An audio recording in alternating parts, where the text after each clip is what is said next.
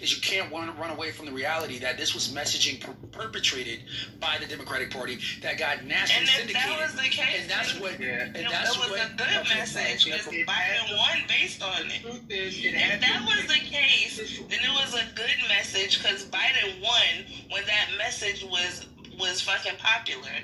So what your point is still not right. You're wrong. Either way. We're sitting here talking about 2020 while last week an American, a veteran, was arrested and held for 3 days by ICE. We're talking about this fucking bullshit. Is that, you know why? Because they don't want to talk about that. They don't want to talk about alligators. They don't want to talk about Epstein.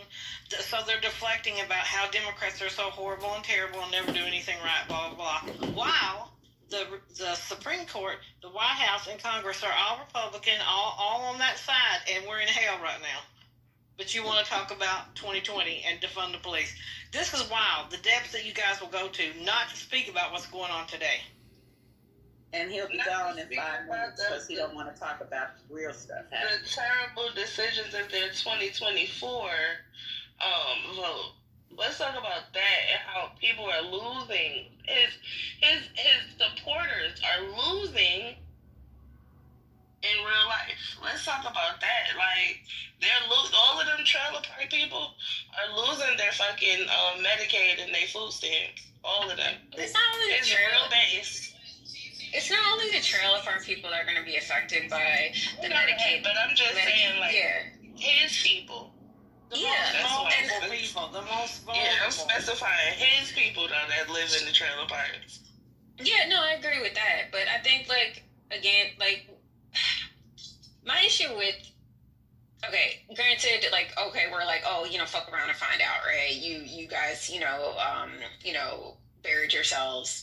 But at the end of the day, this is going to be so disastrous to the healthcare industry, and it's quite scary how the emergency departments are going to be inundated with a lot of sick people. A lot of people are not going to be able to receive preventative care. They're not going to be able to afford the medications that they need to be on.